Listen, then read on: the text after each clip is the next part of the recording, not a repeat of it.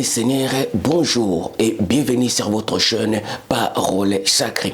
Oui, bien-aimés, je suis Gédéon Moussiana Wabisben. Je vais encore, comme nous partageons les enseignements prophétiques, nous portons la lumière sur les Écritures enfin quand le peuple du divin Père, Bana Yatatan Zambi, les Élis, le Bena Congo, Yatatan Zambi va comprendre où ils allaient, mystère Nakatia Bible. Alors, bien-aimés, te poussani, en fait, que tu partager na bino sujet moko ya lelo. Si je te partager na bino lelo te lobela le monument d'Absalom. Autrefois te lobela qui bien les tombeaux des patriarches. Les tombeaux des patriarches mensonges graves où ils ont se retrouvé kuna na Hébreu na Israël. Alors lelo bien aimé Seigneur, compte tenu il y a enseignement on enseigne qui sur la mort d'Absalom où ils ont se retrouvé na livre il y a 2 Samuel chapitre 18, 2 Samuel chapitre 18, au bandit na 1 na 33, n'enseignant qui en enseignement Zaliwana. Alors, bien aimé, na ko bête en internet, na bêti monument d'Absalom directement, na moni monument wana total. Monument oyo bomoni oyo yo bien aimé monument batonga lokola mausolée ndenge moni batonga bien aimé tombo ya kimbangu kuna nkamba ndenge pe batongi monument oyo yo bien aimé na Seigneur mausolée wana yango ndi babengi yango monument d'Absalom. Alors il y a des gens au bafutaka ba bien na bango, il y a des gens au ba chrétiens au bafutaka ba bien na bango bakendaka kuna na monument d'Absalom pona ko kende ko visiter monument wana selon bien-aimé histoire où ils se retrouver na kati ya Bible. Il y a 2 Samuel chapitre 18 verset 1 à 33, ndenge Bible so précise les biso que Joab a tué Absalom. Mais bien aimé le Seigneur, tandis que tant que zolo bila makambo oyo bien Seigneur n'apporta qui lumière na sujet oyo le tombe des patriarches. Alors lelo na ye ko porter encore lumière pour bekaye ko yabino pour comprendre très bien. Bien aimé, il faut savoir que non eza na motumo eza na serviteur mo sali ensemble moko na Congo a précisé boye alobi que donc continuer à lire la Bible. Ils allons la devoir article là qui ba bena Congo. Tant na lobaka ba bena Congo, eza ba Congo te. Bambata tribia mbata kaka tete tango lobaka le bena Congo eza na langue ya Kikongo mais maintenant elingi kola kisa bana ya Congo le bena Congo eza kaka ba congolais ya RD Congo te na ba congolais ya République du Congo ya ngambu te. Bien mes seigneurs, il faut tout comprendre très bien tango lobaka le bena Congo il faut savoir aussi des Camerounais ce sont des bena Congo. Les Gabonais aussi, ce sont des Bena Congo. Bien aimé les Seigneurs, avant que la colonisation avant que, bien aimé les Seigneurs, va partager, bien aimé les Seigneurs, peuple wana, avant, bien aimé les Seigneurs, Bozara qui peuple moko. Le bassin du Congo, peuple non toi ça le bassin du Congo, ils ont qui peuple moko, terre wana non tu mena ko bengama, terre ya Congo, yango moni ti lelo ezali bassin du Congo. Donc place wana non tout Afrique centrale à part Centrafrique kuna. Donc Cameroun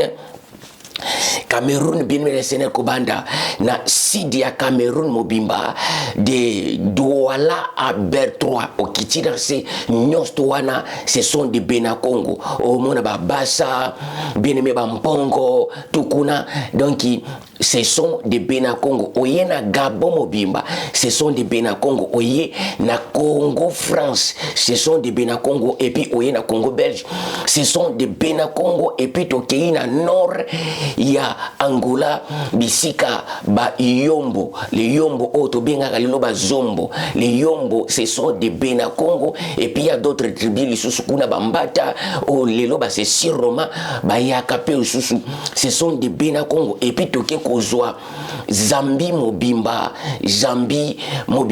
le Mbemba qui sont là-bas na Zambie ce sont des Bena Congo okoyoka pays baneko bengama les pays de Nzambi les pays de Nzambi na langue ya Kiloba les Nzambi républicain Nzambi. Donc mais maintenant alors les kono ba bengi yango Zambie pour la déformation ya langue. Alors bien aimé Seigneur, Thème na biso tozolobela lelo tozolobela les tombeaux et monuments d'Absalom.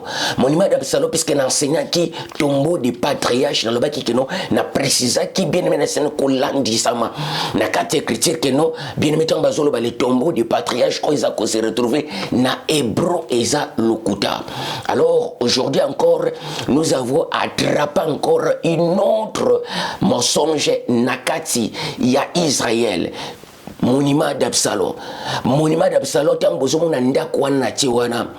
Ndako wana babengi yango balobi monument d'Absalom yango ndezali monument oyo Absalom asalaki. Bien aimé, c'est pour cela na précisa kanabi que non tant que la Bible il faut tout luka to comprendre la Bible très bien ezolo banini avant to ganga amen. Tango tozotanga Bible pour toi enseigner peuple na Nzambe bien aimé senga Nzamba pesa yo éclairage ya sujet wana ngo ko porter lumière très bien avant au porter lumière to bima liboso na bato au ganga le Seigneur vivant bien aimé to mema sujet moko boye au bandi ko sauter yanda bien aimé il faut tout ça très attention na makambo Nzambe ndenge Jacques na précisa ka souvent bien aimé portion écriture oyo ya Jacques chapitre 3, verset 1. Mes frères, il ne faut pas que nous soyons nombreux d'apporter la lumière sur des écritures. Sinon, les porteurs de lumière de la parole bien Seigneur, porteurs de la lumière, vous allez sévèrement. Je crois que tu as papa bien, mais alors, écoutez. Qui m'a précisé, continuez à lire la Bible. À travers ces écrits, vous arriverez à discerner les actes de ceux qui sont venus vous apporter cet livre Otobenga Kalelo Bible et les écrits aux principes moraux contenus dans cet livre. Pourquoi? Il faut qu'un voleur soit saisi avec l'objet qu'il avait volé. Il faut qu'un voleur soit saisi avec l'objet qu'il avait volé. Bien-aimé Kimbangu amelaki nchamba te amelaki lotoko te po aptika uniquement prophétie oyo. Tango na précisaka awa bien c'est prophétie po bon comprendre très bien. Alors tant que zolo balelo il y a des gens bazo comme l'angai non christianisme amour rezali les chrétiens bazabote bien mais Seigneur. Alors oiza musala ya Nzambe. Oiza musala ya Nzambe. Il faut eloko ezonga peuple ya Nzambe ba comprendre que non bien aimé que histoire ya Bible ezali histoire moko usurpée eza histoire moko falsifiée histoire ya Bible na bato ba tribu bango histoire ya Bible ndenge apocalypse zo préciser les biso que non ce qui se dit c'est juif ils ne le sont pas ils ne sont qu'une synagogue de mensonges. Alors bien Seigneur écoutez te dévoiler maintenant mensonge les a se retrouver na sujet oyoyo ya monument d'Absalom. Bien aimé kuna batie na kati ya Israël bien aimé Seigneur monument d'Absalom. Monument d'Absalom la stèle d'Absalom. Alors bien aimé Seigneur toujours préciser makambu oyoyo Bible zo préciser les biso na livre ya de Samuel chapitre 18 bien c'est tout comprendre monument ya Absalom o bango ba tongi lokola mausolée oyoyo est-ce que eza yango ndenge Bible komi bien mais tout tanga Bible et puis tout discerner Bible très bien l'écriture ya Bible très bien. Alors bien mais tant que tu discerner l'écriture ya Bible très bien c'est pour cela na précise kanabi il faut que ça la lokola bandimi ya bere bazala ki bien c'est na sujet non sto yo moté ya yenango bien mais ils ont encore noté et puis temps il y a comme méditer sujet wana pour vérifier comprendre vraiment est-ce que sujet oyo tope makambo oyo balobi na motei eza solo mais maintenant makambo oyo batika na Bible ndenge Simon Kimbangu aza ko préciser tant Simon Kimbangu azo préciser que continuer à lire la Bible cela veut dire continuer à examiner écrit la Bible histoire ya Bible afin que bokanga moyibi tokanga moyibi bien aimé Seigneur oya yiba kiba histoire o ezana kati ya Bible bien aimé Seigneur. Alors bien aimé lelo bokotel baka te boye bolobino omoni loko eza biso il faut ko prouver que non eloko eza ya biso eloko eza ya biso bien aimé Seigneur. Il faut moto ya za côté ya tope moto ya zu connaissance wana tango azo ko porter lumière la sabino que moni erreur place boye awawa ba yiba ki ba kosi boye alors yo lokolo za bien Seigneur oza bena Congo conscient au comprendre oui réellement eloko eza ya biso pour ndenge lobeli yango eza ko concorder bien Seigneur eza ko concorder na maloba na ye na ba preuve la kisi mais ndenge ba tiana kati ya Bible eza ko concorder te na monument oyo ba saleli biso kuna na Cédron na Jérusalem na Israël gloire à toi papa monument d'Absalom. Alors bien sénateur, la Bible na biso on a livre il y a 2 Samuel chapitre 18 bien aimé Seigneur avant natanga na 2 Samuel chapitre 18 bien Seigneur to mona histoire ndenge na enseigaki na enseignement ezali wana bataille d'Israël contre les serviteurs de David, bataille ya royaume Aksum avec ba serviteur ya Maïeja yona ba baptisé na combo ya David, je crois na précisa qui très bien. Alors na tête ya armée oyo eye kobunda contre royaume d'Aksum ezalaki na 3 chefs, tozali na Joab, tozali na Abishai et puis tozali na Itai. Bangonde mbatu oyo bien aimé ba bimi na groupe oyo maya tindi bango. Mais maintenant bien aimé na troupe ya koto ya royaume Aksum tozali na leader moko na tête ya groupe yewana Tamar vreno na ina precisa ki ezali Tiamar kombo na yeza tilelo okomona na fasi ya Arabi plage wana bordure ya mer plage wana nyonso babatiza yango na kombo ya mwana ya mwasi la fille unique d'Abrea Tiamar. De l'autre côté, Éthiopie, de l'autre côté là-bas, ils allaient quitter terre na bango. Na certain on a expliquer. Ils allaient quitter terre na bango na face wana au place au Yémen ils allaient quitter, ils allaient royaume d'Aksum. Donc on apprendre rango au fur et à mesure na za kopusana. Mais maintenant, bien mesdames et seigneurs, qu'est-ce qui se passe? Na histoire oyo n'enseignaki yango ezali wana bien aimé Seigneur. Donc okomona alors royaume d'Aksum na tête nango ezali na mwana mwasi oyo fille unique ya Brea Tiamar sirona ezali Gobedre. Mais maintenant de l'autre côté là-bas ezali armée ya Sarah, armée ya Maï, armée ya Anna, armée ya Bigaël, armée ya David. Na précisa qui très bien ndenge nini Maï akomi na tête ya armée wana puisque abomaki Abimelech autaki depuis Maka na Arabie Saoudite ayaki non selon volonté na mais selon volonté ya Nzambe ndenge Nzamba précisa ki na sentence na kotinda adversaire akoya epana yo mais maintenant tango adversaire ango bakode na livre ya 1 Samuel chapitre 25 baptisé na kombo ya David na précisa qui et puis nazo préciser tous les hommes de guerre 7 personnes les hommes de guerre baptisé bango na kombo ya David. Pourquoi? Puisque David c'est un officier anglais azalaki na 7 prénoms.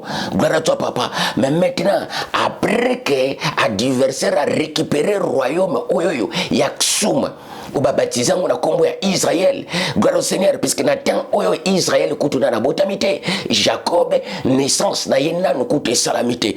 Gloire à toi papa. Mais maintenant bien aimé Seigneur après que Abimelech de Maka a récupéré royaume Abrea Sakufi Abraham Sakufi Eli ici a Koufi na 1 Samuel chapitre 4. Il y a deux fils taillés au fini la finesse. Mais maintenant, bien aimé la Seigneur, qu'est-ce qui se passe? Alors, après mort et après, c'est ainsi que Maï, Sarah, Yewana Abigail, Yeyo Kokoma David, Sarah Abigail a préparé maintenant coup. A préparé coup comment akoboma David, comment akoboma Abimelech, Oya Yaki, Oya Bomaki Mobali na ye. Bien aimé, a vengé Makila. Yabreya abomi Abimelech na précisa ki na bi botu na obi histoire wana eza wapi histoire wana batia yango isusu bakenda balongo na yango bakenda kokole yango na bakina kokole yango bien aimé Seigneur na 2 Samuel chapitre 11 na 2 Samuel chapitre 11 verset 20 à 21 basali lokola ke non ye moko Abimelech message Abimelech azotinde pa ya Joab azalaki kuna na front na Eli Etienne tango Joab akosi que non Eli Etienne akufi maintenant il y a zongisi message pas ya Joab bien aimé pour encourager Joab alobi qui a tué Abimelech de Maka n'est-ce pas une femme oyoyo Abimelech azalaki na se ya miraille ya lalibela une femme azui grosse pierre abwakeli likolo ya mir kuna et puis ekoleli Abimelech akufi sur place ndenge bomoni na tie wana pona prouver malobo na lobaka. 2 Samuel chapitre 11 verset 21. 2 Samuel chapitre 11 verset 21. Place bake kobomba l'assassinat ya Maï. Gloire à toi papa. Yango na précise la kinonga makambo yo Sarah na kata Bible. Alors yango zo mona tango ba izirpe yango bien-aimé batie Sarah lokola mutu moko ya malamu. Et puis il faut qu'on y ait encore bien aimé la Seigneur. Sarah mwana na ezalaki Ismaël. Agar mwana na ezalaki Isaac. Isaac vreno ezali Ezena. Alors Aseton yona ba baptisé Aseton mwana ya Abimelech. Abimaël de Maka. Alors bien aimé Ismaël donc ce mona ba kombo wana ce sont des combos les noms ya ba prénom ya ba berbère. Ismaël Abimaël, donc c'est comme ça. Abimaël, bah comme ça, Abimelech. Gloire à toi, papa. Ismaël, a mwana ya Sarah. Bazui maintenant Ismaël va pessier Agar. Bazui Isaac va pessier Sarah. Bien aimé, alors va changer na bana pour na comprendre histoire to comprendre te. Et loko yo muto ayibio bien aimé Seigneur akoluka a bouger pour comprendre te. Ata solo bio landela. Bate ya bangweza différent, ya biso zala ki boete. Mais maintenant loko les a play ensemble. Loko les a play ensemble, loko les a mabongisi atata ensemble. À cause kaka peuple naye aboya qui ko accepter bien aimé, c'est ainsi que a déclaré que non vous ne me verrez plus jamais désormais jusqu'au jour que vous direz apambolama oyaye na kombo ya nzambe tata. Cela veut dire que non apambolama oyaye na vérité ya nzambe tata ya solo. Gloire au Seigneur. Mais maintenant bien Seigneur, écoutez totanga pour te dévoiler place mensonge ezali tango bozomona batieli biso monument d'Absalom kuna na Israël bien Seigneur na Jérusalem na vallée à Cédron, bien aimé, eza lokuta, eza mensonge. Gloire au Seigneur. Alors, bien aimé, même Bible, il faut examiner Bible très bien. Il faut te zwakata, il faut examiner écriture très bien. Écriture le binini. Est-ce que écriture le bi que non ndako basali wana yango ne monument ya Absalom? Pour écriture préciser très bien. Mais maintenant, et loko izo kamu sangati yango ba chrétien bazo longwa, bazo tomola makona ba pour na ke côté là peut-être monument d'Absalom kuna na Israël. Alors tango komi place yango. Alors tanga na no Bible no binini pona monument oyo. Yoka na fungula makomi atata nzambe pour te comprendre. Na bandi awa. Mais cet homme dit à Joab 2 Samuel chapitre 18, Nabani Maman chapitre 12. Gloire à toi, papa. un homme aye koloba na Joab abi namoni Absalom kuna za suspendi na nzete na ba branche nzete namoni Tiamar fille aza suspendi akangami suki na ekangami suki ya bana basi asenema ezali wana akangami na nzete. Alors yoka mais Joab a dit pourquoi battre était sur place. Mais maintenant, yoka réponse, il y a moto oyo à répondre Joab. Mais cet homme dit à Joab, quand je pèserai dans ma main 1000 cycles d'argent, je ne mettrai pas ma main sur la fille du roi. Car nous avons entendu cet ordre que le roi t'a donné à toi, à Abishai et à Itaï.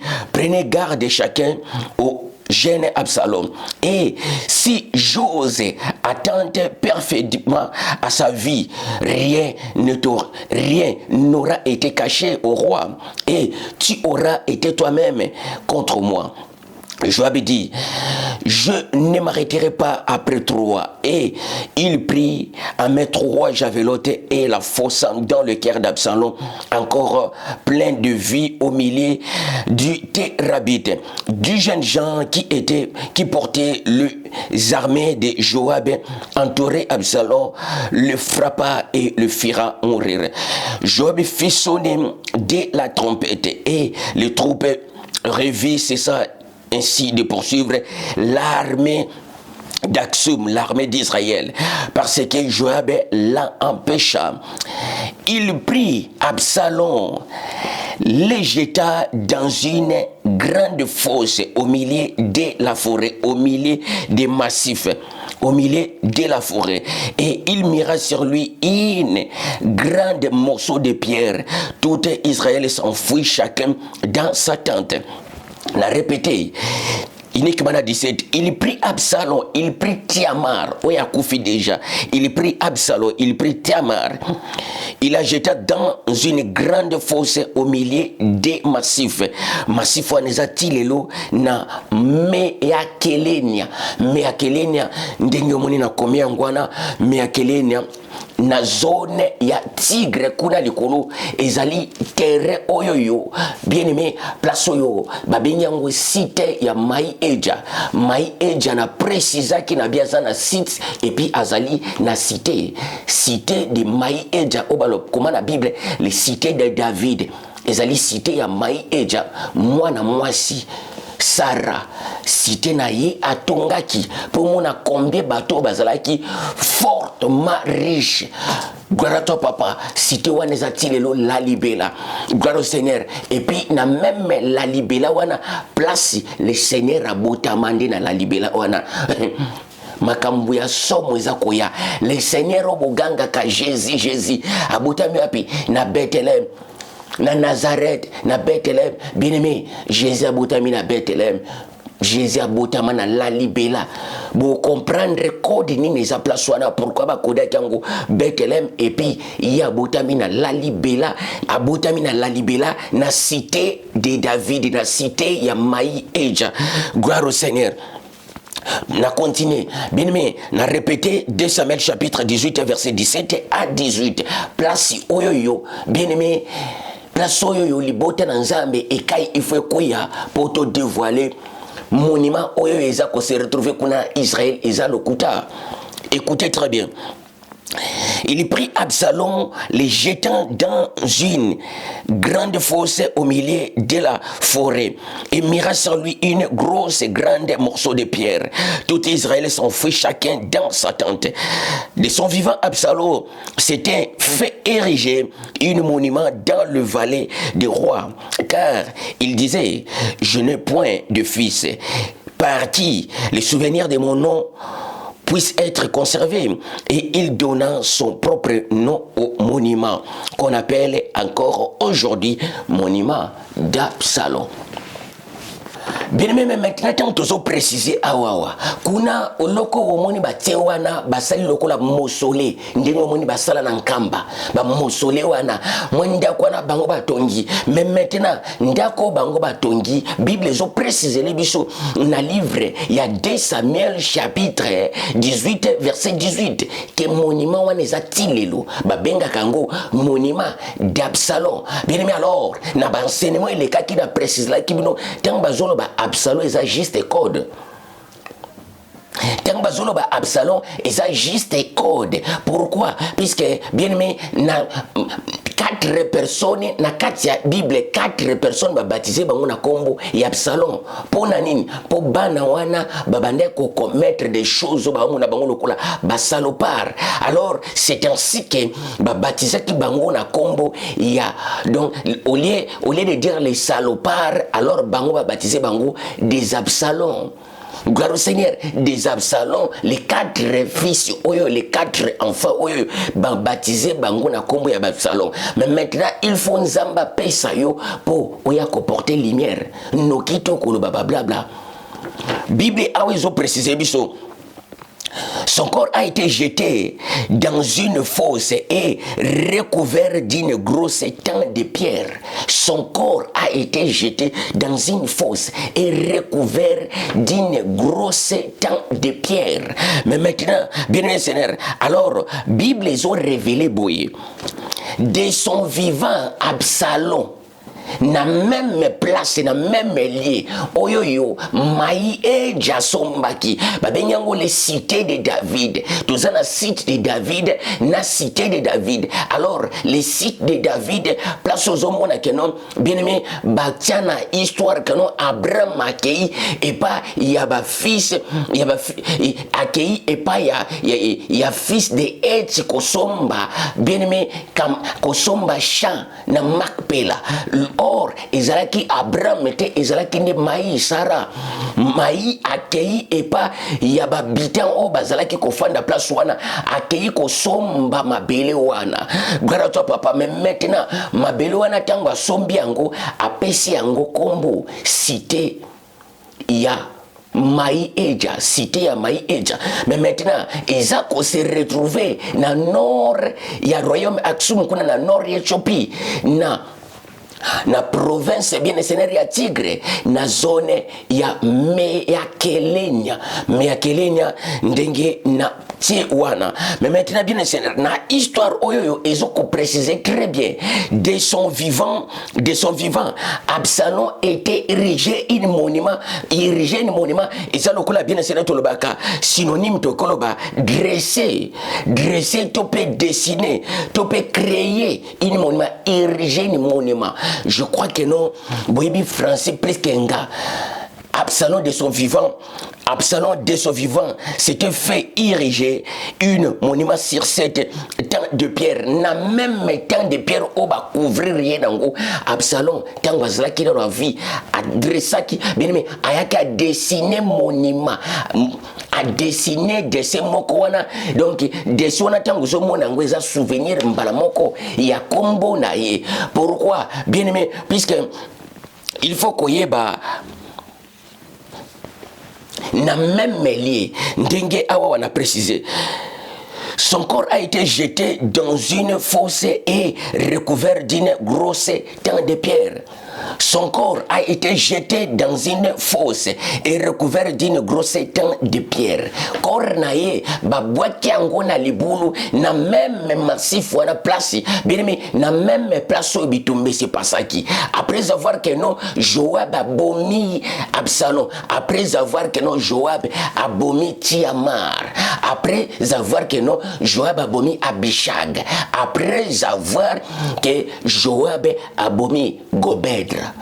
Gobedra eza prénom na ye, vrai nom na ye ezali Tiamar. Ndenge na précisé Tiamar kombo na ye eza tilelo, preuve ya kombo na ye bukomona de l'autre côté ya Éthiopie na Arabi kuna. Bien aimé, plage wana nyos to basirnomango ndenge bomoni na tie carte wana omoni na carte wana zomona côté wana nyos to bakomi Tiama yende mwana ya fille unique il y a Abrea, il y a Abraham, gloire au Seigneur. Mais maintenant, bien le Seigneur, awawa, na bataille oyoyo, na sina enseignant kiango, na bataille oyoyo, tango bataille bandi, des armées, yé na tête ya armée, aye ko bunda contre, armée ya reine, maï eja, armée ya David, gloire au Seigneur, na précisa ki bino pour comprendre na bikino, alors Sarah zoa batwa, puis Sarah zoa ki, les mêmes soldats, les mêmes, bien aimé, les mêmes soldats, les mêmes bateaux, bayakana Bimelek, bayakina Bimelek, babundakana royaume Aksum, na histoire où ils ont se retrouvé dans 1 Samuel chapitre 4. Quand vous avez précisé, maintenant Samuel ordonna que Israël bima pour combattre contre les Philistins. Ils allaient Samuel était 1 Samuel chapitre 4. Ils allaient Abrea ordonné maintenant dans le royaume naïe Aksum et bima pour combattre contre armée ya Philistins, contre armée ya David, contre armée il y a Bimelek de Maka. Oui, il y a qui selon sentence oyo nzamba pronosaka dans 2 Samuel chapitre 2 verset 27 ti na 34 quelques. 2 Samuel chapitre 2 verset 27 à 30 quelques bien Seigneur bisika sentence soit les ko se retrouver ezandewana mais maintenant bien Seigneur c'est pour cela zomona na préciser tango ba teli biso monument balobi que monument d'Absalom ndako moni ba tiwana ngala biso faux il faut toujours attendre ya ko examiner écriture ndengo zomona Simon Kimbangu a précisé qui zoatan Benakongo zoatan ya ko examiner écriture na sujet nostro bazoya yango ba ela bino sujet que Jésus-Christ est mort après 3 jours il est ressuscité bien aimé mon corbeau yoka vérité otika la munoko otika la bouche be nzamba kufa nzambe na bino obogangaka yanda akufa après 3 jours à 5 quoi nzamba akufa jamais. Pourquoi? Puisque vous avez mal enseigné, bien aimé, tant que vous avez précisé le christianisme, l'esprit où ils ont côté le christianisme, ils ont esprit à mensonge. Na cosité, na fingité, na zolo ba vérité. Esprit où ils ont côté le christianisme, esprit où ils ont côté toutes les religions naissent à moyoyo. Ils ont esprit à mensonge. Tant que nous avons le christianisme, nous avons le christianisme, puisque je peux aller de l'autre côté. Et pas, il y a bateau to benga les Arabes. Et pas na bango soko kei bien aimé na sena okokuta, bien aimé ba komina kati ya Coran. Nakati ya Coran ba précisa très bien le genre des livres. Na sourate aussi ba précisa le genre des livres. Les gens des livres et c'est répété à plusieurs reprises. Alors, yoko tuna ba question. Alors qui sont les gens des livres? Tuna un musulman, qui sont les gens des livres? Au sourate répété encore plusieurs fois. Au Coran répété encore plusieurs fois. Les gens des livres, les gens des livres, les gens des récits. Les gens des livres Nicolas qui s'abattent, il y a histoire, il y a Bible. Bien aimé, c'est pour cela qu'on a dit que non, vous serez enseignés ici. Vous serez enseignés ici. Gloire à toi, papa. Quand tu as précisé, pourquoi on a baba chrétien, on a baba Benakongo, bien aimé, puisque c'est le nom des vrais peuples, il y a Bible. Peuple, il y a Bible, ils ont la chrétienté. Les chrétiens, ce sont, bien aimé, les chrétiens, ce sont des mensonges fabriqués par pièces. Pourquoi? Quand tu as le christianisme, il faut comprendre directement sans le christianisme. Le christianisme vient d'où? Religion christianisme uti wapi ebandeli wapi uti wapi oto lati kombo nango ba chrétien alors bien chercher à savoir l'identité obokumbi uti wapi. C'est pour cela que je yango tant que préciser monument d'Absalom. Mausolée au bomoniwana. Non, Bible précisait que non. Après cela, après cela, son corps a été jeté dans une fosse et recouvert d'une grosse tant de pierres. Tant de pierres, cela veut dire libanga moko ya monene tant de pierres. Donc libanga vraiment moko et ça monene makasi. Mais maintenant, bien aimé. tala o natela kibino bien aimé le monument d'Absalom, le monument de Gobedre de son vivant mono ya mwasi ayaki wana na libango na temps de Pierre wana avant toute bataille il y a 2 Samuel chapitre 18 et banda ya yaki wana bien aimé Seigneur na massif wana alors alobi na boti pete lelo so na kufi kombo nange kozala conserver na nini Bible est claire. Kombo nange kezala conserver na nini pour na zape na mwana te na bali pete bitumbeza kobima ba conflit ainsi de suite. Alors à se faire dessiner ba dessiner les lion la lione ezaki siro na ye babande ko benga ye la le donc lione Gobedra donc mwana mwasi mozo mona kenon bien aimé Seigneur mwana mwasi mozo mona ze veiller mwana mwasi moko puissant la lionne Gobedra. Alors, aye na temps wana, na temps de Pierre wana, a décoré, a dessiné, a dressé dessin na ye comme signe na ye etikala, souvenir na ye, ce qui a koufi. On dirait un esprit qui l'a poussé à faire cela. Gloire à toi, papa. Mais maintenant, bien aimé, monument wana, Bible, ils ont précisé, ils ont alors tant que monument ezati lelo eza ndako ozomona batu batongi kotonga te po balobi eza Pierre kala ya Pierre yango nde Absalom asalaki yango monument bien aimé il faut que kaye kweya pour comprendre makambo nzambe très bien. Quand on dit monument, il y a tant de pierres, il faut qu'on les banga yango et tant il y a pierre yango izawapi.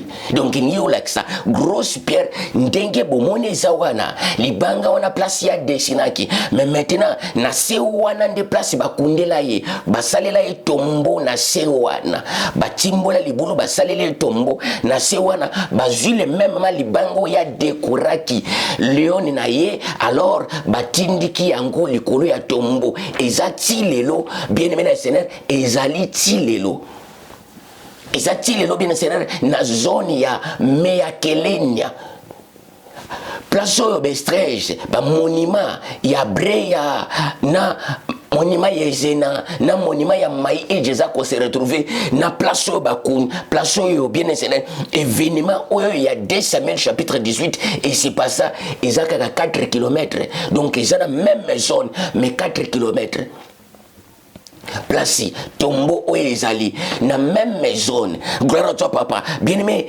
yango zo mona écriture ezako concorder na monument oyo écriture ezako concorder te na monument oyo bateli biso oyo bomonya ndako wana ya mausolée oyo bateli biso kuna na Israël na Jérusalem bien aimé Seigneur na Cédron.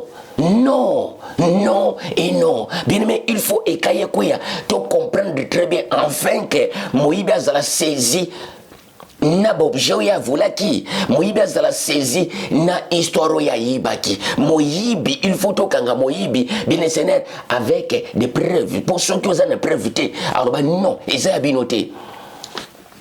Alors tant que on préciser histoire ya 2 Samuel chapitre 18 Kubandana verset 1 à 33 histoire oya bataille et salami place ni ba komi que no bataille wane bundama na forêt Ephraim. Non, place wana na Éthiopie forêt zate. Place bataille bundama ezali na massif. Na massif ya Meyakelenya. Gloire à toi papa kuna na tigre na likolo. Pour armée ya Sarah, armée ya David et bimi na la libéra et mati likolo. Et mati likolo na rencontre ya armée ya Aksum. Gloire à toi papa. Alors na temps antique bien Seigneur, le bataille banaya koya ko bundama te na kati ba cité, les batailles, il faut fixer rendez-vous na lieu moko boye, espace moko vide après. Alors to bunda kuna que des hommes et des hommes. Mais maintenant, bien aimé Seigneur, na colère wana depuis viol na ye salama. Tamar, depuis viol à Tamar, et c'est pas ça, na 2 Samuel, chapitre 13, gloire à ton papa, oyo Amnon, oyo Samuel, oyo Zanance, bien aimé Seigneur, à sa buzaki na ye, mais maintenant, bien aimé Seigneur, colère ouane, la taille libéla, à la taille un esprit à vengeance, bit na Isakaka, il faut à se venger, bien Seigneur. Acte wana bien aimé Seigneur, il y a bijuma oyoyo uzana sasa bizaki na ye. Alors bien aimé, c'est ainsi que mai azozwa défense ya libumu na ye, ya bana na ye. Tant bazo bima bien Seigneur lokola yebike no bien aimé na tête ya armée wana ezana mwana mwasi. Alors Bible zo précise les biso na livre, il y a 2 Samuel chapitre 18 verset 5. Maï donna cet ordre, David donna cet ordre à Joab, à Abishai et à Itaï, que fais très attention na jeune Absalom, fais très attention na jeune fille Gobedra, fais très attention na Tiamar. Pourquoi? Puisqu'aza mwana mwasi, fais doucement na ye, puisqu'aza mwana mwasi, gloire à toi papa, aza kwa agir na bémotion. Bien aimé, yangozo mona, tant que préciser makambo oyoyo. Alors monime lati kombote Absalom ezali non ya lokuta mensonge, non codé. Moyo comprendre ngo ezate po bien aimé na tangwana na préciser que non bango nosto bande ko lata ba sirno babane ko se surnommé bande ko lata ba sirno. Gloire à toi papa, Abreya tango nzamba pamboli a changé combo, a changé de combo Abraham, non, a changé combo El Amida qui signifie le père de multitude. Alors Maï tango nzambe aye ko changer combo, aye ko pesa ye Eja signifie prêtre, moine. Maï Eja, Maï la moine ya moine mwasi. Donc lokola ouais ya nzambe, ouais de divin, ouais ya tata nzambe. Gloire à toi papa. Mais maintenant bien aimé Seigneur, alors tango zomona bana oyoyo mwano ya mwasi kombo na Tiamar a se surnommé la lionne Gobedra, la lionne Gobedra. Gloire à toi papa. Ngamo na yebi kutute signification Gobedra ngo sur la kisinini puisque zali na munoko na bango langue amaratien yango bien aimé amaratien. Langue na bango ezalaki amaratien puisque ce sont le peuple amaratien au baouta en Égypte. Abreya na Maï bien aimé baza ba amaratien baouta en Égypte na nanganda gloire à toi papa. Amara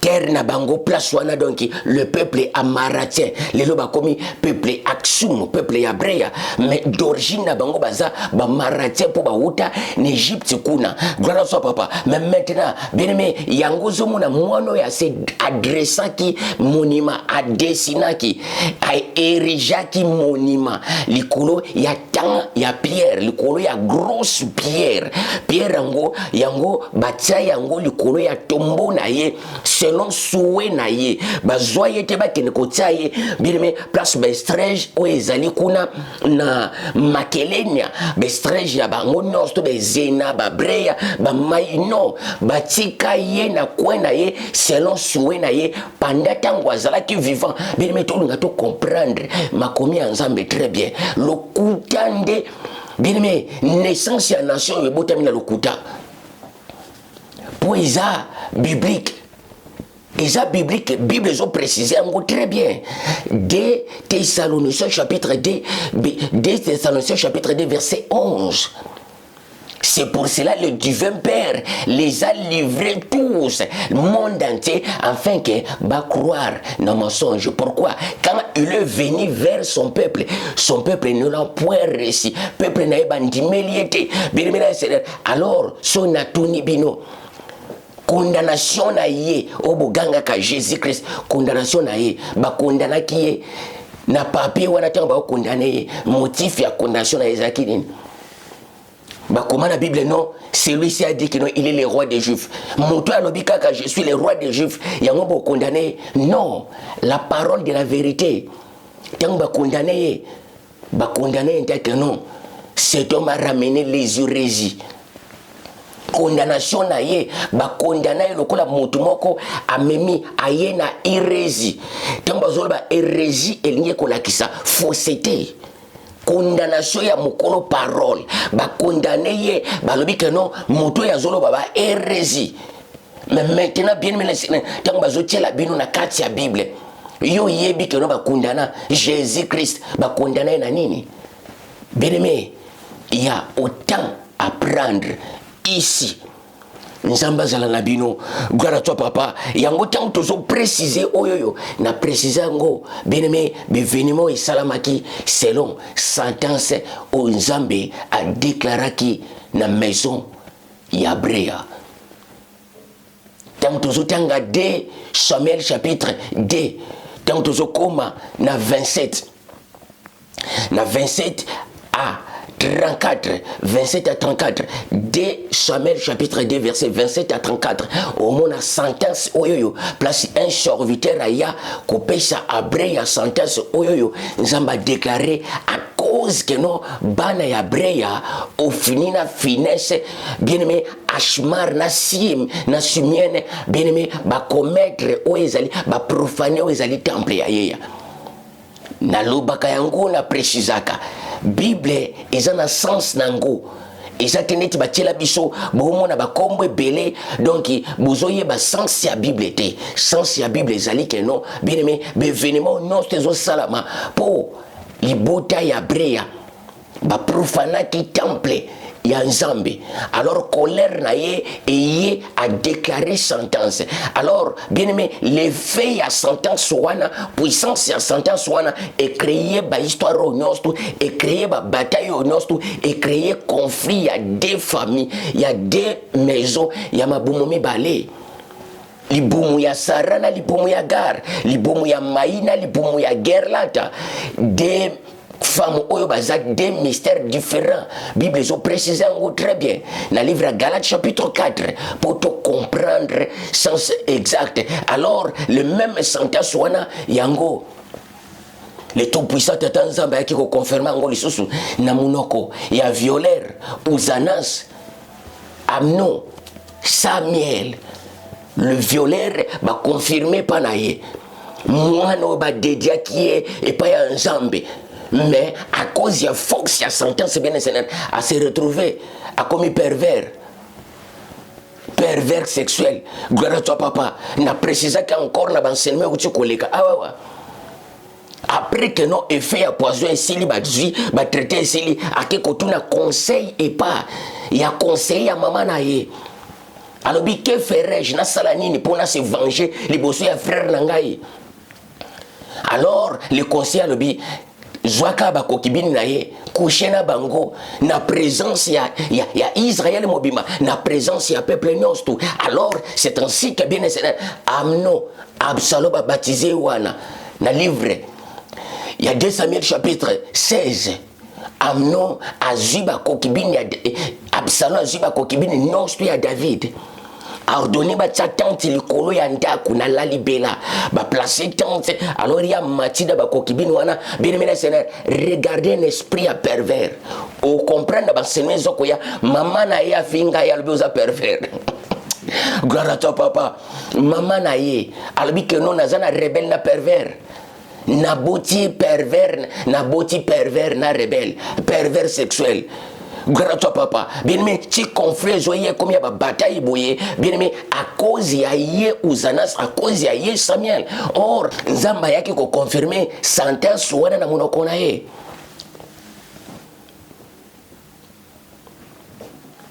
1 Samuel chapitre 3 verset 11 à 14. 1 Samuel chapitre 3 verset 11 à 14, c'est là que le Seigneur a yé ko confirmer.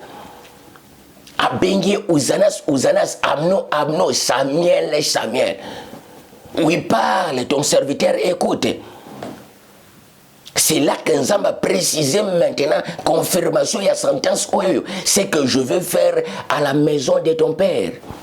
Sa tour dira l'oreille de quiconque l'attendra. Et puis à préciser que non, pour motif, il y a Makambo Razosala, lui-même il est conscient.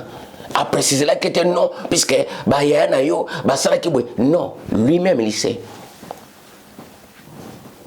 Les monuments d'Absalom, grosse mensonge encore. Bien mais aussi longtemps tozana bomoi bien-aimé dans le Seigneur yeba que non le Bénin Congo besoin lumière c'est lumière. Gloire à toi papa jusqu'à ce que son peuple azala éveillé, son peuple azala retour na chemin to bengaka nzila ya Congo. Nzila ya Congo eza la voie du Congo, le chemin du Congo. Nzila ya Congo yango zomona na kati ya Bible mutu moko tango ya zoloba je suis le chemin, je suis le chemin naza nzila je suis le chemin. Mais bino boloba kabite bakoko na biso bande ko bondela religion na bango ezala ki nzila ya Congo kinzambi bande ko bengango nzila ya Congo, la voie, le chemin du Congo. Ça c'est le chemin de la vérité. Gloire à toi papa. Bien aimé wana ezalaki uniquement pour te préciser que monument où ils ont se retrouvé kuna na Cédrom ezalokuta na Cédrom na Jérusalem na Israël ils ont mensonge encore. Gloire à toi papa. Le monument il y a histoire il y a 2 Samuel chapitre 18 ils ont se retrouvé na province ya Tigre na zone ya Mea Kelenia. Gloire à toi papa, monument de Gobedra, ezati lelo, monument de Gobedra, eza seronaye, Absalom, eza code, non baptisé, n'a précisé, il y a 4 Absalom, na 4 Bible. Gloire au Seigneur, alors, yango zomo na bolingo ya Nzambe, na mawa ya Nzambe, toyaka, pour t'enseigner, pour les botter ensemble et se réveiller et zonga na voix correcte. Gloire au Seigneur. Le vrai tombeau, le vrai monument, ils ont se retrouvé na Éthiopie. Gloire au Seigneur. Bien aimé, tozana no na Éthiopie, ba histoire zana no na Éthiopie, nanu to komi na terre na binote, terre ya ba Bénin Congo to komi kunate. Bien aimé ndenge Bible zo préciser le biso na livre ya Sophonie chapitre 3 verset 10. Au-delà du fleuve de l'Éthiopie, mes adorateurs, mes serviteurs, mes dispersés m'apporteront des offrandes. Au-delà du fleuve de l'Éthiopie, Ezali, Kuna, en Afrique centrale, le fleuve Congo, le bassin du Congo, c'est là, au-delà du fleuve de l'Éthiopie, des fleuves de l'Éthiopie. Donc cela veut dire pluriel, les fleuves des fleuves de l'Éthiopie. Gloire à toi papa, n'enseignant enseignement Ezaliwana, ce que l'ouki au Komona yango, il y a plusieurs choses déjà dans Senyango, mais oyetikali is énorme. Pour tala tisikoyo, to komini na Jacob. To komina na Jacob ite tozakaka na sujet ya famille ya Brea tozako poussa na malembe. Gloire à toi papa bien-aimé, to suki wa lumière ngana porter na sujet o ya monument d'Absalom. Monument d'Absalom ezali monument de Gobedra. Ba desina ba komango Lione de Gobedra. Monument ezako se retrouver tilelo soko beti na internet ezako bomba matena ba poche nanga mais soko beti na internet na Google Lione de Gobedra ndenge moni na tiwana bien-aimé o tomber directement placé tombeau na ezali na sewana ezali na tombeau basalela na se. Gloire à toi papa. Bien-aimé to kutani na bino na bansenement o ezakoya wana ezalaki ya bino Mungu ya pamba le moindre de tous Gédéon Musiana wa bis ben